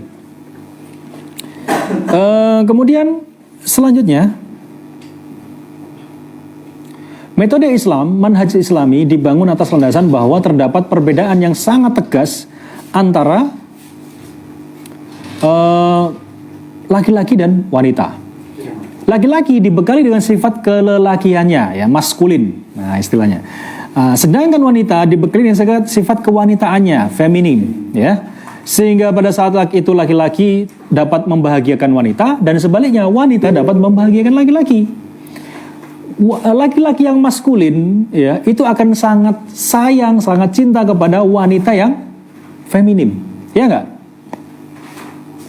Ada laki-laki yang maskulin suka dengan perempuan yang maskulin gitu. Nggak ada ceritanya. Ya, itu sudah kodrat, ya, sudah kodrat, ya, kodar yang sudah Allah berikan kepada kita, ya, ini sudah kodarnya Allah. Nah, sedangkan wanita dibekali dengan sifat kewanitaannya. Oleh karena itu, Islam telah membedakan keduanya dalam hal pendidikan, dalam hal muamalah, ya, sebagaimana Allah membedakan keduanya dalam hal pembentukan fisik mereka, ya. Jelas sampai di sini. Baik. Ikhwan fillah rahimakumullah. Baik, yang ketiga ini kaitannya di Islam dan peradaban barat, ya. Ini kita lanjut apa sampai sini? Ini sedikit biar satu pertemuan lagi ya. Baik, kita lanjut saja ya sedikit ya. Jam berapa sekarang? Ya, baik, 15 menit lagi. Ya, tinggal 10 menit lagi.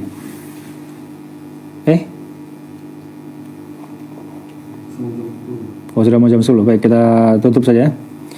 Baik, ikhwani fillah rahimakumullah. Silakan, mungkin sebelum kita tutup, barangkali mungkin ada yang mau ditanyakan, saya persilakan.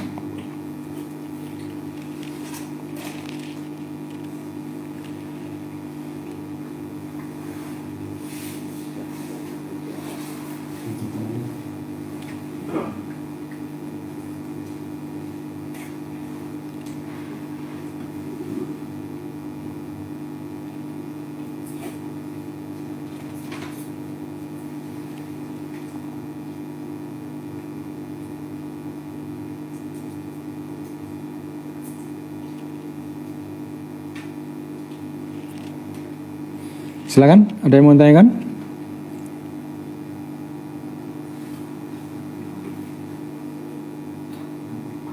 Kalau ada yang operasi kelamin itu kayak anggota itu perempuan dan laki-laki. Ya. Oh iya. Kalau sumbernya kan laki-laki dari perempuan. Apa namanya? Menangani. Katanya pemain voli. Ya. Baik, jadi kalau transgender ya, jelas. Jadi kita lihat faktanya dulu ya. Yang saya nggak tahu yang pemain voli itu seperti apa ya. Apakah dia memang transgender atau memang dilihat secara biologis dia itu laki-laki atau perempuan gitu ya. Karena memang ada istilahnya itu apa, orang yang dilahirkan dengan kelamin ganda gitu ya. Nah dalam Islam itu nanti bagaimana caranya mereka akan dilihat secara biologis, mereka cenderung kepada laki-laki apa perempuan ya. Karena memang tidak ada jenis yang ketiga gitu ya. Nah, nanti disebut dalam kitab fikih itu namanya khunsa. Khunsa itu ya laki-laki yang keperempuanan, perempuan yang kelaki-lakian gitu ya. Artinya di antara itu ya. Artinya dua jenis kelamin itu memang ada orang yang lahir dengan kondisi seperti itu ya. Nah, itu nanti dipilih gitu ya. Dipilih dalam arti nanti ahli ya, orang ahli yang kemudian menghukumi itu gitu ya. Mana yang lebih dominan antara hormon yang laki-laki atau yang hormon yang keperempuanan gitu. Nah, jadi seperti itu ya. Kalau memang bagaimana dengan yang ininya, kalau menyalahi aturan misalnya kayak apa transgender. Kalau transgender sudah jelas. Dari yang kemudian awalnya laki-laki berubah ke perempuan atau perempuan ke laki-laki ya, itu sudah jelas gitu. Jelas nggak bolehnya maksudnya ya. Nah sekarang kan prosedur pengoperasian dari perempuan laki-laki menjadi perempuan itu kan gampang sekarang. Dari laki-laki jadi perempuan dibelah ini bisa. Secara medis ada ya. Ada animasinya itu ada ya, caranya. Kayaknya menyakitkan banget gitu. Cara ini ya. Nah gimana dari laki-laki jadi perempuan kok. Nah ini yang bahaya gitu ya. Nah, jadi kalau faktanya yang tadi itu ya, pemain voli yang itu Allah alam bisawab ya, apakah ya kalau ada dua itu nanti tinggal para ahli. Iya, para ahli yang kemudian menentukan orang yang punya keahlian di situ, apakah memang dia dominannya ke laki-laki atau dominan ke perempuan. Nah, nanti hukum syaratnya itu. Nah, sehingga kemudian dia kalau perempuan ya wis. Hukum syaratnya ngikutin hukum terhadap perempuan. Kalau laki-laki ya udah laki-laki. Gitu. Allah bisa.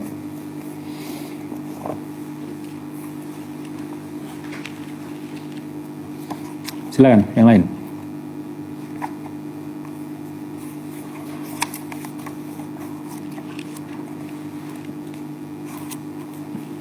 Ini potong kambing ini besok nih. Minggu depan ya. Sudah ada belum kambingnya nih? Lagi cari. Lagi cari kambingnya apa lagi cari yang ngikat kambing?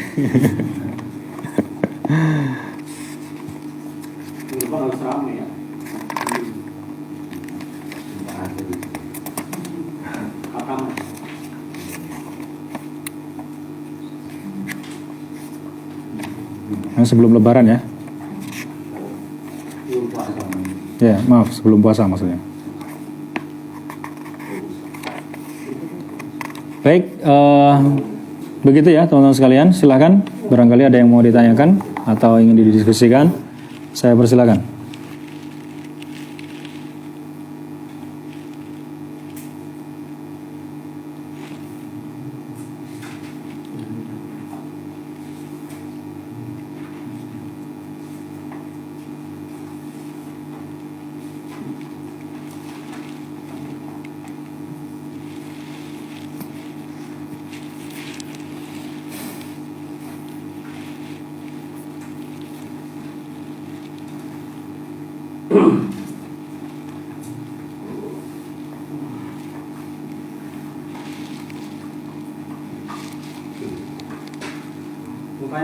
Ya monggo, silakan.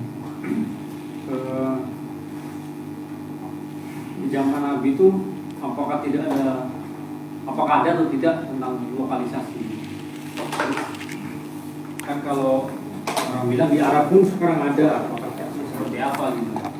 Bagaimana orang-orang yang dulu menyikapi waktu zaman khilafah? Baik, apakah zaman dulu ada lokalisasi? Cerita zaman dulu.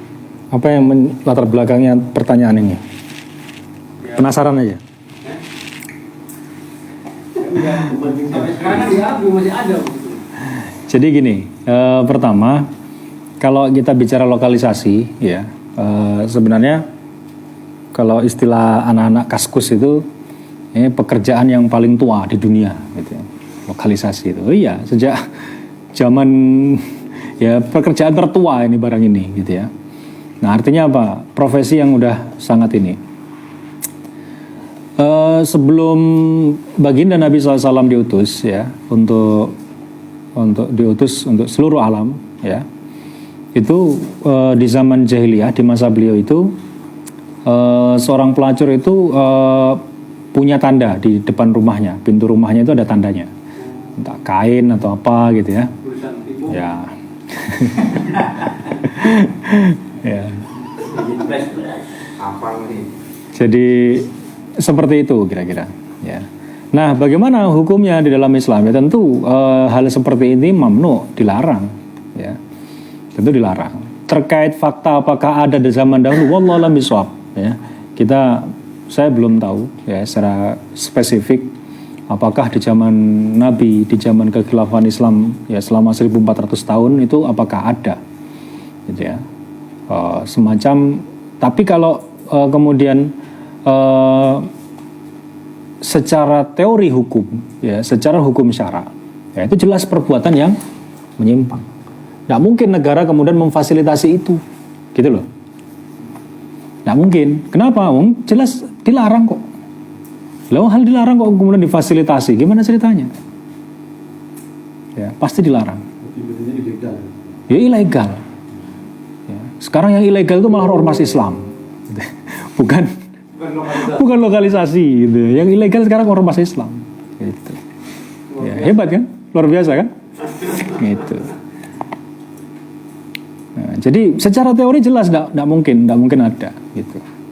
Ya Allah, secara praktek itu kan kita lain ya. Kita bicara tentang praktek dengan teorinya itu seperti apa kan berbeda. Ya. Nah, tetapi selama khalifah itu menerapkan hukum Islam dengan benar ya tentu hal ini tidak akan diperbolehkan.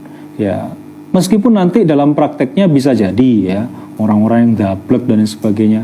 Sebagaimana misalnya ada beberapa kisah yang pernah saya dengar dan saya baca itu bahwa di zaman kekhilafan Islam ya umat Islam yang dablek itu kalau mau minum minuman keras, khamr, itu di rumahnya orang-orang non-Islam. Ya. Karena mereka boleh meminum minuman ya sesuai dengan ajaran agama mereka gitu. Tapi tidak boleh dibawa ke ranah publik, makanya sembunyi-sembunyi. Ya, minum ke rumah tangganya yang non Muslim. Gitu. Nah, dalam Islam memang dilarang. Dan sekarang siapa yang nggak suka? Kalau nggak ada tukang mabuk, gitu, siapa yang seneng? Kita seneng nggak? Kalau misalnya tukang mabuk malak-malak sampai kemudian kayak kemarin itu, ya, baju anak kecil yang umur 5 tahun gitu, Pak. Itu mendidih kita punya darah melihat seperti itu. Ya, sementara di saat yang sama, ya saya juga harus sampaikan bahwa yang diciduk, ya, yang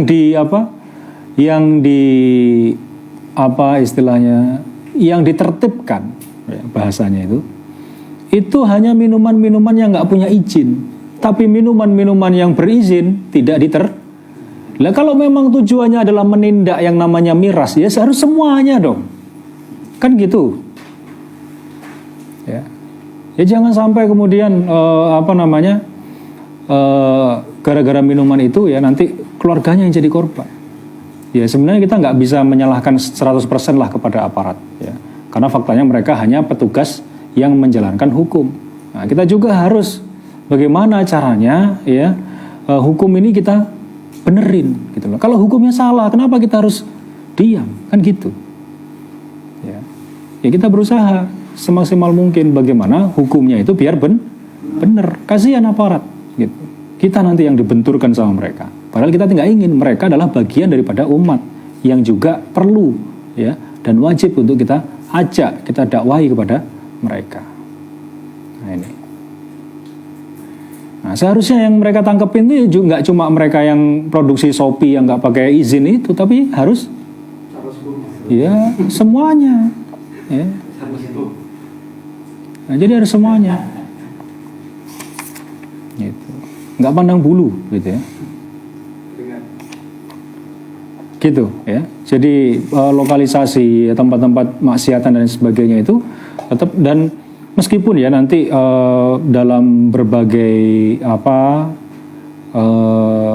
riwayat yang lain itu banyak juga disebutkan ya, beberapa khalifah itu memang ada yang gemar minum minuman keras, ya ada, ya, ada. Gitu. Ya tapi memang itu memang namanya manusia ya, ada yang fasik, ada yang punya kebiasaan seperti itu dan seterusnya. Nah, tapi apakah kemudian itu membatalkan ya sistem yang telah terbangun ratusan dan bahkan ribuan tahun? Kan tidak, gitu loh. Ya, tidak juga. Nah, ini juga penting kita pahami. Ya. Wallahu a'lam bishawab. Pertanyaan lagi dong. Jangan. Dua pertanyaan, satu dari Jember, satu dari Rote. Itu menurut namanya Kaila X ya. Ustaz, tetangga saya seorang laki-laki, Ustaz. Dia hasratnya kepada laki-laki, tapi dia tidak mengubah penampilannya menjadi perempuan. Dia bilang perasaan itu kan muncul dengan sendirinya, artinya bukan keinginan dia. Parahnya memang itu sudah ditakdirkan terhadapnya. Itu pertanyaannya, apa betul seperti itu? Ya.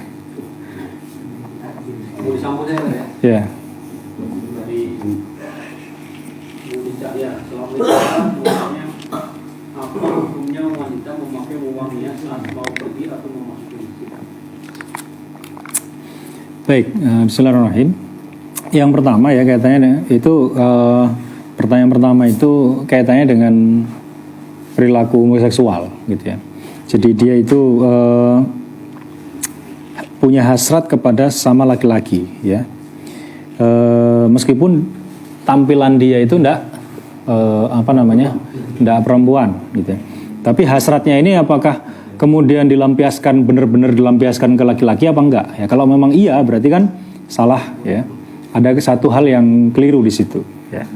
Kesalahan jadi sebenarnya ini bukan masalah takdir gitu ya. Tapi ini memang pembiasaan. Termasuk didikan ya, termasuk juga lingkungan ya.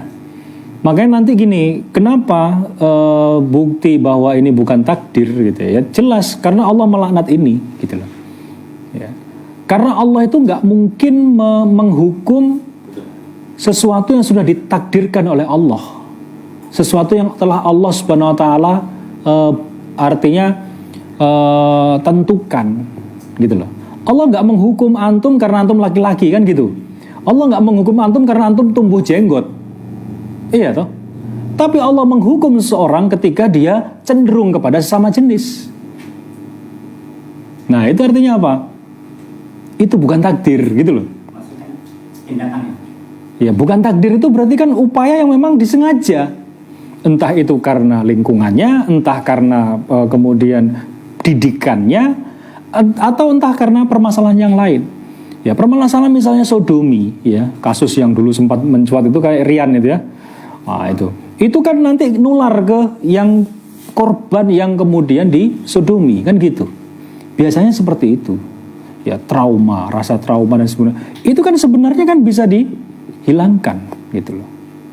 Nah artinya apa sebenarnya ya? Ini kembali lagi ya, masalah ini memang bukan sepenuhnya secara 100% itu kesalahan dia, juga masalah sistem juga gitu. Ya. Makanya ketika saya katakan tadi ya, bukti bahwa itu adalah bukan takdir ya. Artinya sesuatu yang memaksa dia. Allah nggak memaksa dia untuk menyukai sesama jenis kan? Allah paksa nggak dia untuk menyukai sesama jenis? Kalau dikatakan takdir itu berarti ya kayak misalnya antum kita ini ya orang Indonesia warna kulitnya sawo mateng, itu takdir, itu sudah kodoknya Allah gitu loh. Tapi antum itu kemudian hasrat seksualnya itu kepada laki-laki atau kepada perempuan, itu sudah Allah berikan laki-laki untuk perempuan. Udah jelas. Ya, gharizatul nau'nya laki-laki itu kepada perempuan. Begitu juga sebaliknya. Nah, kalau enggak itu berarti menyalahi kodrat kan gitu. Nah, maka Allah menghukum. Allah nggak mungkin dong menghukum antum karena antum itu punya jenggot, kan nggak mungkin. Oh, itu sudah dari sononya kan gitu. Sudah bentukannya Allah seperti itu kok. Ya, kalau memang misalnya rasa hasrat kepada laki-laki ke laki-laki itu takdir, gitu ya. Seumpama itu takdir, ya, Allah nggak akan menyiksa itu, Allah nggak akan menghukum itu. Rasul nggak akan melaknat orang yang seperti itu. Hukumannya berat dalam Islam, hukuman mati, bayangkan. Ya, nah ini. Kemudian yang kedua, ya, kira-kira seperti itu ya. Apakah ini hal perasaan yang ditakdirkan ya? Apa betul seperti itu? Ya, ini nggak betul sebenarnya. Ya, ini perasaan dia. Ya, ya nggak mungkin Allah mentakdirkan sesuatu yang dipastikan seperti itu kemudian Allah menghukum, nggak mungkin, gitu ya. Nah, kemudian bagaimana hukumnya wanita memakai wangian saat mau pergi atau memasuki masjid? Ya, tadi sudah dijelaskan. Ya, ketika wangian itu sampai kemudian menampakkan, ya, atau menimbulkan ya kalau tujuannya itu adalah untuk supaya kita ini aroma wanita tadi itu dicium oleh ya wanita asing, apa laki-laki asing, ya, maka Rasul katakan tidak boleh, gitu loh. Dan terus bagaimana? Berarti kita harus bau kecut dong, harus kita ini bau badan, ya enggak, gitu. Ya caranya bagaimana? Ya jangan banyak-banyak, gitu loh. Ya setidaknya pakai sabun lah kalau mau keluar, mandi dulu gitu loh. Ya jangan juga kemudian kasih habis itu minyak wangi, ya jangan, gitu. Ya. Kadang itu ya ada kan, misalnya kita mau beli apa, biasanya SPG yang jualan handphone gitu kan, udah nggak pakai kerudung gitu. Masya Allah, gitu ya. Dengan kalau kita mau beli, kita karena yang murah di situ, kita ya harus ke situ gitu kan. Sampai kalau sabunnya itu aromanya nyengat ke hidung gitu, coba bayangkan. Kita tahu, oh ternyata sabun Lifebuoy. Masya Allah, ini jadi, aduh, mereka ini sebenarnya ingin dimuliakan oleh Islam untuk tidak seperti itu. Islam memuliakan mereka supaya mereka apa? Nggak jadi bahan perhatian, nggak menarik, ya,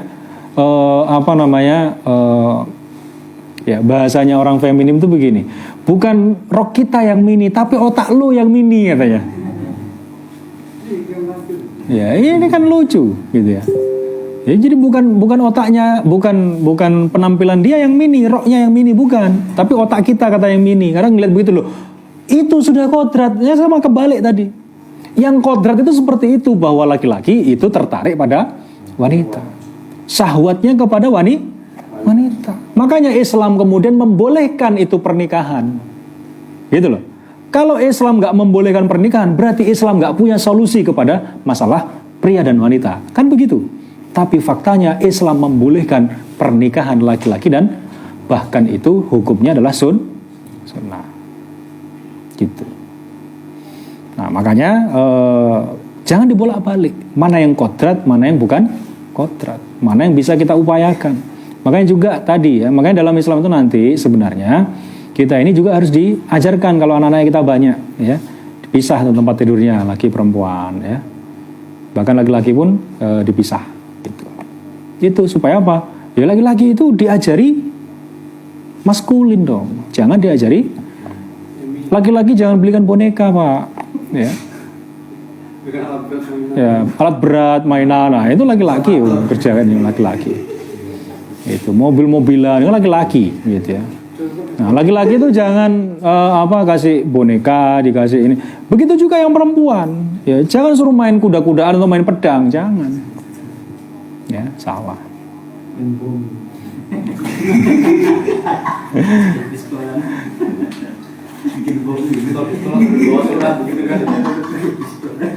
Gitu ya kira-kira. Wallahu a'lam bishawab.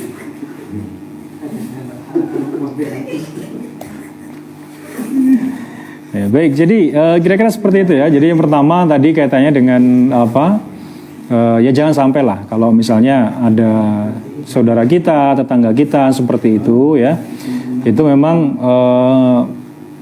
hal yang perlu kita hindarkan ya. Jadi kalau kita menemui orang yang semacam itu ya tentu kita sampaikan juga gitu ya. Karena memang hati-hati ya, karena memang perbuatan liwat ya, perbuatan liwat atau dalam hal ini homoseksual itu hukumannya berat ya dalam Islam ya. Barang siapa di antara kalian menemui ya atau melihat atau menemukan orang yang mengamalkan amalnya atau perbuatannya kaumnya Nabi Lut ya, faqtulu fa'ilu wal maf'ul. Jadi yang dua-duanya itu di eksekusi. Ya. Itu hukum Islam gitu. Nah, ini berbahaya ya. Baik, silakan yang teman-teman yang lain, saya persilakan untuk mau ada yang tanya? Saya persilakan. Kayaknya dijawab lagi ya. Kenapa? Oh iya, ya memang amar ma'rufnya harus dikencengin gitu, jangan dikendorin, gas gitu ya, jangan kendor ya. Ya cobalah sampaikan tentang kalau awal mulanya seperti apa. Saya kira dia harus jujur. Seumpama dia jujur pasti dia akan menemukan kebenarannya gitu loh. Ya, tidak membuat atau dibuat-buat gitulah. Kira-kira seperti itu.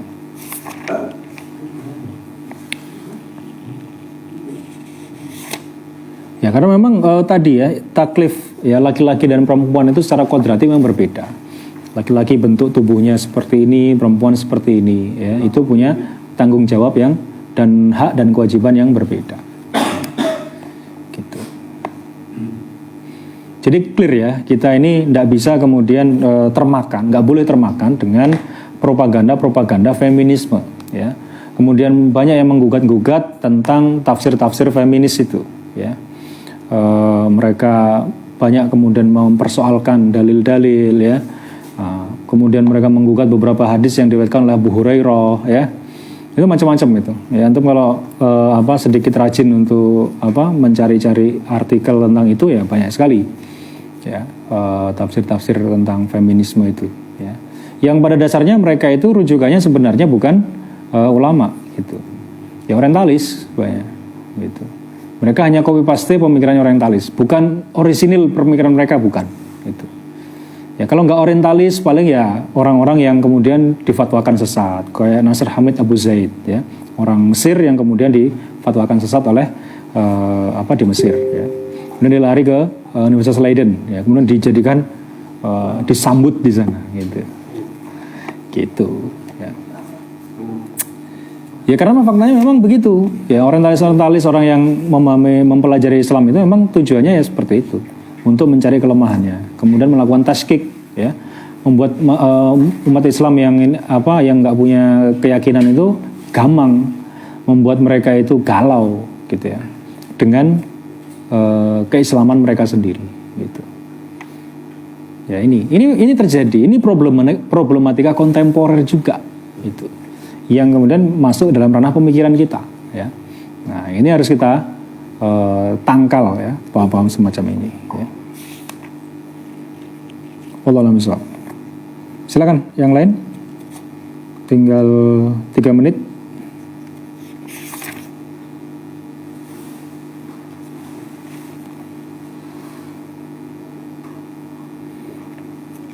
Baik, kalau tidak ada, kita tutup ya pertemuan malam-malam hari ini ya. Kita tutup dengan bacaan hamdalah dan doa kafaratul majlis. Alhamdulillahirabbil alamin. Subhanakallahumma bihamdika asyhadu an la ilaha illa anta astaghfiruka wa atubu ilaik. Wallahu a'lam bishawab. Assalamualaikum warahmatullahi wabarakatuh. Waalaikumsalam.